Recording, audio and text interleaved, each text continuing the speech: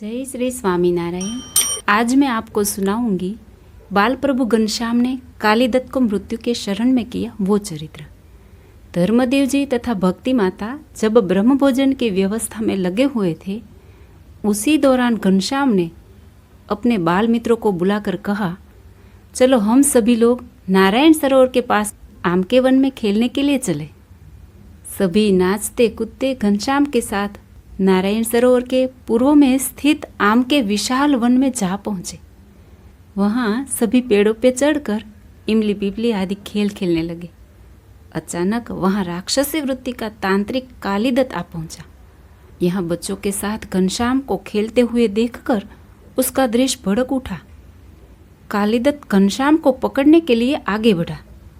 घनश्याम समझ गए कि आज कालीदत्त छोड़ने वाला नहीं है।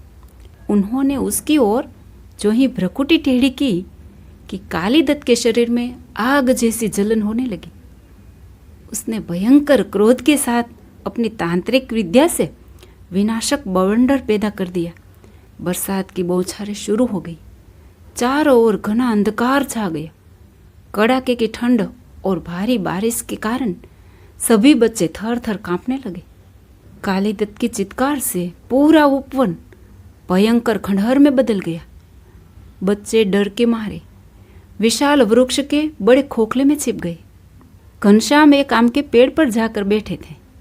कालीदत्त चिल्लाता हुआ घनश्याम को खोजने लगा। जब उसने देखा कि घनश्याम आम की डाली पर बैठे हैं, उसने अपना शरीर आकाश तक फैलाया और कूदकर उस आम के पेड़ पर पड़ा। एक भयंकर आवाज हुई। पेड़ की शाखाएं टूटकर दूर तक बिखर गईं।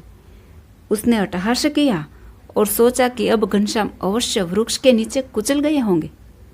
वह टूटी हुई शाखाओं को टटोलकर घनश्याम के मृतदेह की खोज करने लगा, परंतु घनश्याम वहां नहीं थे।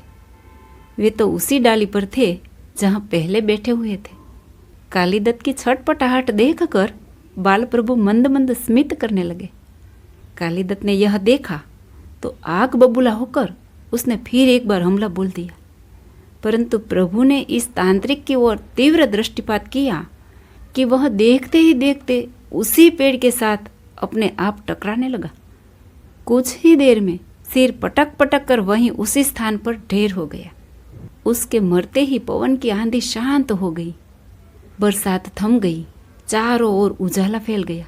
घनश्याम पेड़ से नीचे उतरा, अपने साथियों को पुकारने लगा। उस ओर भक्ति माता को घनश्याम का स्मरण हुआ। वे तो कहीं नहीं मिल रहे थे। चिंतित होकर उन्होंने धर्मदेव तथा परिवारजनों को इसकी सूचना दी। सभी लोग बच्चों को खोजते हुए गांव के बाहर अमराई के उपवन में आ पहुंचे। यहाँ चारों ओर विनाशकारी तांडव देखकर धर्मदेव सब कुछ समझ गए। माता ने गदगद भाव से घनश्याम को हृदय से लगा लिया। घनश्याम के मिल जाने से सभी बहुत प्रसन्न थे। कालीदत्त के शव को देखकर सभी विस्मित होकर कहने लगे, कालीदत्त को अपने किए हुए कर्म का फल मिल गया है। जय श्री स्वामीनारायण।